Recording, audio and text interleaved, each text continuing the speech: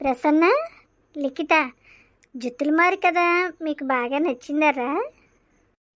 ఎంతో బాగా నచ్చింది పిన్ని, చాలా బాగుంది పిన్ని. మరి తర్వాత కదా చెప్పవా? చెప్తాను వినండి మరి. కొన్నాళ్ల పాటు నక్కబావ అక్కడ తిరుగుతూ దొరికినది తింటూ ఏదో విధంగా కాలక్షేపం చేసింది. ఒకరోజు రాత్రి నక్కబావ ఒక దారిని పోతూ ఉండగా ఒక గుడిసె కనిపించింది. ఆ గుడిసె ఒక నిరుపేద బ్రాహ్మణుడిది. ఆ బ్రాహ్మణుడికి 7 ఆడపిల్లలు. నిరుపేద కావడం మూలాన ఒక్క కూతురికైనా పెళ్లి చేయలేకపోయినాడు బ్రాహ్మడు భార్య ఈ విధంగా మాట్లాడుకోవడం నక్కబావకు వినిపించింది. ఏ జన్మాన ఏ పాపం చేశామో ఇంతమందిని కన్నాం, ఒక్క పిల్లకు పెళ్లి చేయలేకపోయాం, ఒక పిల్లకు తిండి పెట్టలేకపోయాం. పెద్ద ప్రాణాలు మన మాట ఎట్లా ఉన్నా పసిపిల్లవాళ్ళకైనా కడుపు నిండా ఇంత తిండి పెట్టలేకుండా ఉన్నామే అని బ్రాహ్మణుడి భార్య అన్నది. 7 పిల్లలకు తిండి పెట్టడం నా చేత కాదు, వాళ్లకు సంబంధాలు తీసుకురావడం అంతకన్నా చేత కాదు. అందుచేత దారిని పోయే ఏ నక్కకో కుక్కకో ఇచ్చి వీళ్ళందరి పెళ్ళిళ్ళు చేస్తాను అని గొణిగాడు బ్రాహ్మణుడు. ఈ మాట వినపడేసరికి నక్కబావకు చాలా సంతోషమైంది. ఉన్నట్టుండి భార్యను సంపాదించుకోవచ్చు అనుకున్నది. మన్నాడు తెల్లవారుజామునే నక్కబావ బ్రాహ్మణుడు వాకిలి తలుపు తట్టి, ఏమయ్యా బ్రాహ్మణుడా, నేను దారిని పోయే నక్కను, నాకు నీ కూతుర్నిచ్చి పెళ్లి చెయ్యి అన్నది. నక్కబావ మాటలకు బ్రాహ్మణుడు నిర్ఘాంతపోయాడు. రాత్రి విసుగులో అన్న మాటలు ఆ బ్రాహ్మణుడికి జ్ఞాపకం లేవు. మా అమ్మాయిని నీకివ్వడం ఏమిటి, నీవు మనిషివి కూడా కావు, పో పో అని బ్రాహ్మణుడు బెదిరించాడు. అయ్యో బ్రాహ్మడా, పొద్దుటే లేచి అబద్ధం ఆడతావా? నేనంటే జుత్తులు మారి నక్కను, నువ్వు ఆడి తప్పని సద్బ్రాహ్మణుడివే. దారిని పోయే నక్కకైనా ఇచ్చి నీ కూతుర్ని పెళ్లి చేస్తాను అని నువ్వు రాత్రి అనలేదా అన్నది నక్కబావ. అది మాట వరుసకన్నమాట, దాన్ని నిజంగా తీసుకుంటారా? ఇన్నేళ్లు కనీ పెంచిన కూతుర్ని నక్కవాత వేసేదా అని పాపోయాడు బీద బ్రాహ్మడు. నీ కూతురి భారం మరొకరి మీద పడటమే కదా నీకు కావలసింది, నక్కనైతే నీకేం మనిషినైతే నీకేం అన్నది నక్కబావ. మా కూతుర్ని మేమే పోషించలేకపోతుమి, నువ్వేం పోషించగలవు అని బ్రాహ్మణుడు అడిగాడు. పెళ్ళాన్ని పోషించుకోలేకపోతే పెళ్ళాడతానని వచ్చేవాణ్ణా అన్నది నక్కబావ. ఆడిన మాట తప్పకుండా బ్రాహ్మణుడు తన పెద్ద కూతుర్ని నక్కబావకిచ్చి పెళ్లి చేశాడు. బ్రాహ్మణుడు కూతురు నక్కబావ వెంట కాపరానికి వెళ్ళింది. మన జుత్తులు మారినక్క గొప్పదే, మొత్తానికి మంచి బ్రాహ్మణుడు కూతురు పెళ్ళాన్నిగా పొందింది. కొద్ది రోజులు గడిచాయి. ఇంట్లో ఒక మనిషి తగ్గిందన్న సంతోషం లేదు. బ్రాహ్మణుడు కుటుంబం దరిద్ర బాధకు ఆకలి బాధకు తట్టుకోలేకుండా ఉంది. బ్రాహ్మణుడు భార్యకు పెద్ద కుమార్తెను గురించి విచారం కూడా నానాటికి జాస్తి అయ్యింది. అయ్యో, మా కూతుర్ని బతికుండగానే నక్కవాత వేస్తుమి అని ఆవిడ శోకాలు పెట్టసాగింది.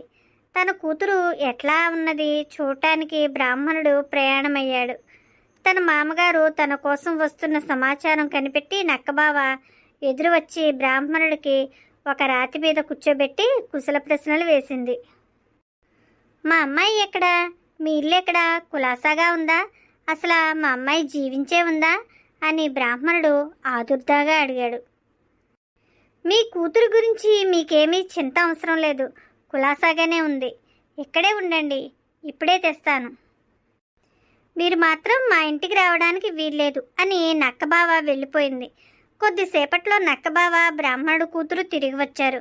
తన కుమార్తె చక్కని దుస్తులు నగలు ధరించి ఉండడం చూసి బ్రాహ్మణుడు చాలా సంతోషించి, అల్లుడా, నిన్ను గురించి మేము ఏమేమో భావించాను, కానీ నీవు చాలా మంచివాడివి, మేమంతా ఆకలితో అలమటిస్తున్నాం, మాకేదైనా దారి చూపించుదు అని బతిమాలాడు.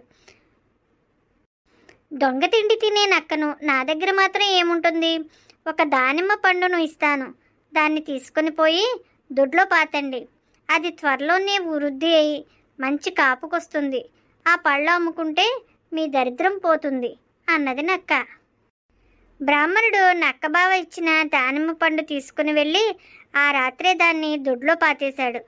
మన్నాడు తెల్లవారు చూసేసరికి ఆశ్చర్యం ఏమిటంటే దానిమ్మ పండ్లు పాతిపెట్టిన చోట పెద్ద చెట్టు ఉన్నది. దాని నిండా దానిమ్మ పళ్ళు విరక్కాసి పక్వానికి వచ్చి ఉన్నాయి. అది చూడగానే బ్రాహ్మణుడికి సంతోషం వేసింది. ఆయన వెంటనే ఆ ఊరి శెట్టి దగ్గరికి పోయి, శెట్టిగారు మా దానిమ్మ చెట్టుకు కాయలు కాసాయి, మీరు ఖరీదు చేస్తారా అని అడిగాడు. శెట్టిగారికి దానిమ్మకాయ వ్యాపారం చేయాలనే ఉద్దేశం లేదు, కానీ 2 కాయలు మోసరాకు దొరికితే గర్భిణీగా ఉన్న తన ఇల్లాలకి ఇద్దామని దుర్బుద్ధి పుట్టింది. అందుచేత శెట్టి వచ్చి 2 కాయలు కోసుకుని మంచి సరుకైతే నేను తీసుకుంటాను అని చెప్పి ఇంటికి వచ్చాడు. శెట్టి భార్య ఆ దానిమ్మకాయలు ఒలిచేసరికి ఆమె ఆశ్చర్యం ఏమిటంటే ఆ దానిమ్మకాయలో విత్తులన్నీ కెంపులే. 2వ కాయ ఒలిస్తే అందులో అన్నీ తెల్లటి వజ్రాలు. అవి చూడగానే శెట్టికి ఎక్కడే లేని ఆత్రము కలిగింది.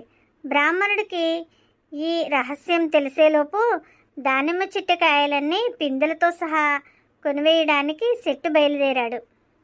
శెట్టిగారు కాయలన్నీ కొంటాననేసరికి బ్రాహ్మణుడికి చాలా సంతోషమైంది. శెట్టి కాయలన్నీ కోయించుకుని చెట్టు దులిపేశాడు. బ్రాహ్మణుడి పిల్లలు రుచి చూడడానికి కూడా 2 ఉంచమన్నా వినలేదు.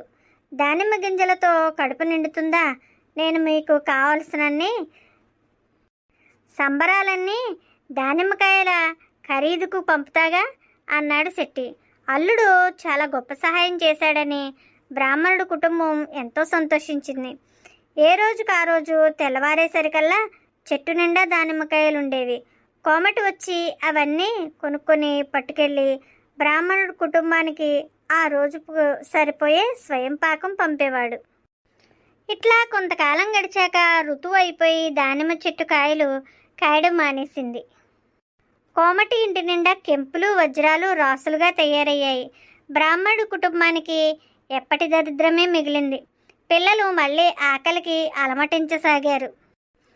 అందరిలోని ఆఖరి పిల్ల ఆకలికి తాళలేక దానిమ్మ చెట్టున ఇంకా ఏమైనా 1-6 పిందెలేమన్నా మిగిలి ఉన్నాయేమోనని వెతికింది. వెతికితే 2 దానిమ్మ పళ్ళు ఆకుల సందున కనిపించాయి. సంతోషంతో ఆ పిల్ల ఆ 2 పళ్ళు కోసి తినడానికి పగలగొట్టేసరికి దాని ఆశ్చర్యం ఏమిటంటే దానిలో దగదగా మెరుస్తున్న రత్నాలున్నాయి. ఈ సంగతి చూసి శెట్టి తనను మోసగించాడని బ్రాహ్మణుడు కనుక్కుని శెట్టిగారింటికి వెళ్ళాడు. నాకు స్వయం పాకాలిచ్చి రత్నాలు పోగేసుకుంటావా అని శెట్టిని అడిగాడు. నీ రత్నాలు నాకు తెలీదు, అవతలికి పో అని శెట్టి బ్రాహ్మణుడిని వీధిలోకి గెంటివేశాడు. అయ్యిందేదో అయిపోయింది, ఈ రత్నాలను అమ్మి సొమ్ము చేసుకుందాం అన్నది బ్రాహ్మణుడి భార్య. సరేనని బ్రాహ్మణుడు రత్నాలు అంగవస్త్రం కొంగున మూటకట్టుకొని షరాబు దగ్గరికి వెళ్ళాడు. అన్ని రత్నాలు చూడగానే షరాబుకు కళ్ళు కుట్టాయి. దొంగ బ్రాహ్మణుడా, నా రత్నాలు కాజేసి మళ్ళీ నాకే అమ్మ చూపుతావా? ఎవరు దొంగిలించారా అని నేను అల్లాడుతున్నాను, నీవేనని ఇప్పుడు తెలిసింది. ఇది నీ పనా? పద తలారి దగ్గరకు పోదాం అని దబాయించాడు. అయ్యో, ఇవి నా రత్నాలు, మా దానిమ్మ చెట్టుకు కాసాయి అని మొర్ర పెట్టుకోసాగాడు బ్రాహ్మడు. అక్కడున్నవారంతా ఈ మాటకు నవ్వారు. ఆ మాట తలారికి చెబితే గాని దానిమ్మ చెట్టుకు రత్నాలు కాసాయంటే ఎవడు నమ్ముతాడు? నీ వంటి పేదవాడికి దొంగతనం చేయకుండా ఇన్ని రత్నాలు ఎలా దొరుకుతాయి అని షరాబు అడిగాడు. బ్రాహ్మణుడు నీరు కారిపోయాడు. రత్నాలు దానిమ్మ చెట్టునే కాసాయని రుజువు చేద్దామంటే చెట్టు కాపుడికిపోయింది. చేసేది లేక దుఃఖిస్తూ బ్రాహ్మణుడు రత్నాలు కోల్పోయి వట్టి చేతులతో ఇంటికి తిరిగి వచ్చాడు. ఎంత మోసం జరిగింది! పోనివ్వండి, మళ్ళీ అల్లుడు గారి దగ్గరికి వెళ్ళి మాట్లాడండి, ఆయన ఏం సలహా చెప్తాడో చూద్దాం అన్నది బ్రాహ్మణుడి భార్య. బ్రాహ్మణుడు తన అల్లుడైన నక్కబావ దగ్గరికి వెళ్ళి, నువ్వు పాపం నీ ధర్మమా అంటూ నాకు రత్నాల దానిమ్మ చెట్టుని ఇచ్చావే గాని నాతో ఆ రహస్యం చెప్పకపోతివి. నన్ను శెట్టి కంసాలి కలిపి చాలా ద్రోహం చేశారు. మళ్ళీ ఎప్పటిలాగే మేమంతా తిండికి అల్లాడవలసి వచ్చింది. నీకు పుణ్యం ఉంటుంది. మాకు రత్నాలు వద్దు, కెంపులు వద్దు. ఇంత తిండికి లోపం లేకుండా చేద్దు అని బతిమాలాడు. నక్కబావ బాగా ఆలోచించి, మీకు విలువ తెలియని ఉపకారం చేయడం నాదే తప్పు. ఈసారి ఈ చట్టి పట్టుకుపోండి. దీని మూతి తెరిచినప్పుడల్లా మీకు కావలసినంత ఆహారము, వంటకాలు సిద్ధంగా ఉంటాయి అని మామగారికి ఒక చట్టి ఇచ్చింది. బ్రాహ్మణుడు సంతోషించి ఆ చట్టి పట్టుకొని ఇంటికి వెళ్ళాడు. చట్టి మూత తెరవగానే అందులో కమ్మగా తయారైన కూరలు, పప్పులు, పచ్చళ్ళు, భక్ష్యాలు సిద్ధంగా ఉన్నాయి. బ్రాహ్మణుడి సంసారానికి ఆకలి బాధ తీరింది. కొంతకాలం గడిచాక బ్రాహ్మణుడి భార్యకు ఒక ఆలోచన తట్టింది. మనకు లేనప్పుడు ఒకరికి పెట్టింది లేదు. అల్లుడు గారి దయ వల్ల మనకింత తిండి దొరికింది. ఇప్పుడైనా నలుగురిని పిలుచుకుని ఇంత అన్నదానం చేసుకోకపోతే ముందు జన్మకు పుట్టవద్దా? వండాలా పెట్టాలా అన్నింటికీ చెట్టి ఉండే అని తన మొగుడి చేత ఊరందరినీ భోజనాలకు పిలిపించింది. పేద బ్రాహ్మణుడు ఊరందరికీ సంతర్పణ చేస్తున్నాడంటే అందరికీ ఆశ్చర్యం కలిగింది.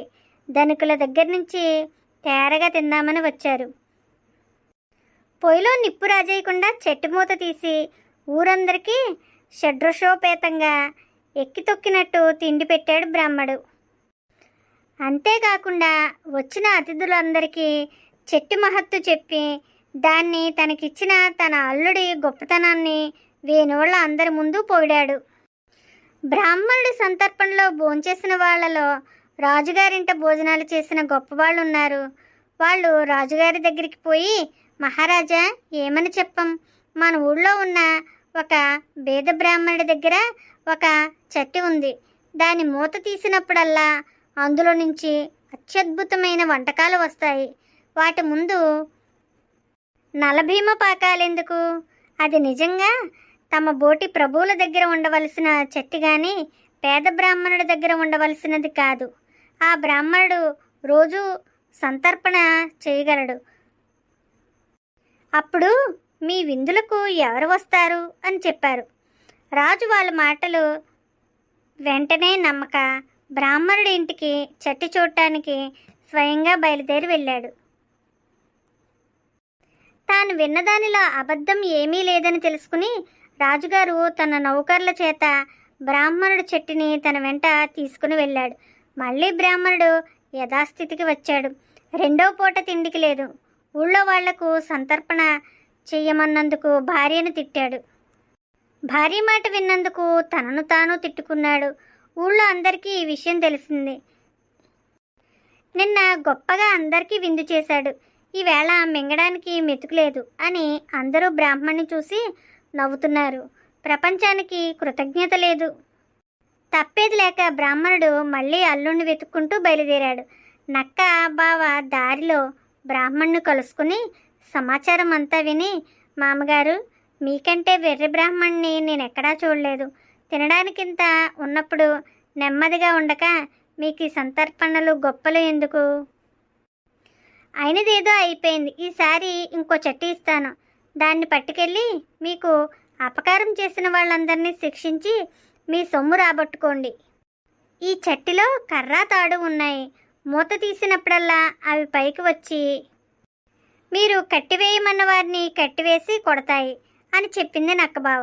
బ్రాహ్మణుడు ఆ చెట్టుని భుజాన పెట్టుకుని వీధిలో నుంచి వస్తూ కనబడ్డవారికల్లా ఒక చెట్టు పోతే ఇంకో చెట్టి అని చెబుతూ ఇల్లు చేరుకున్నాడు.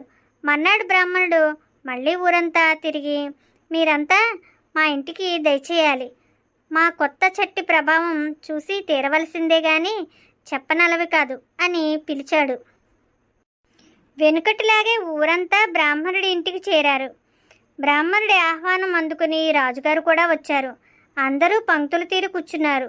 రాజుగారికి ఉన్నతాసనం వేశారు. బ్రాహ్మణుడు చట్టి తెచ్చి మధ్య పెట్టి మూత తీసి అందరినీ కూర్చోబెట్టి అందరికీ తిన్నన్ని వడ్డించు అన్నాడు. వెంటనే చట్టిలో నుంచి అంతులేని తాడు బయటకు వచ్చి అందరినీ గట్టిగా కట్టేసింది. కర్ర వచ్చి ఒక్కొక్కరిని చచ్చేటట్లు కొట్టసాగింది. అందరూ కుయ్యో మొర్రో అని ఏడవసాగారు. రాజుగారి వంతు వచ్చినప్పుడు బ్రాహ్మణుడు, నా చెట్టి నాకు ఇస్తావా అని అడిగాడు. దెబ్బల బాధకు తట్టుకోలేక రాజుగారు వెంటనే తన భటులను పిలిపించి చెట్టి బ్రాహ్మణుడికి ఇప్పించాడు. శెట్టి వంతు వచ్చింది. కర్రను చూస్తుండగానే శెట్టి పై ప్రాణాలు పైనే పోయాయి. నా రత్నాల రాసులన్నీ నాకు తిరిగి ఇచ్చివేస్తావా అన్నాడు బ్రాహ్మణుడు. చెట్టి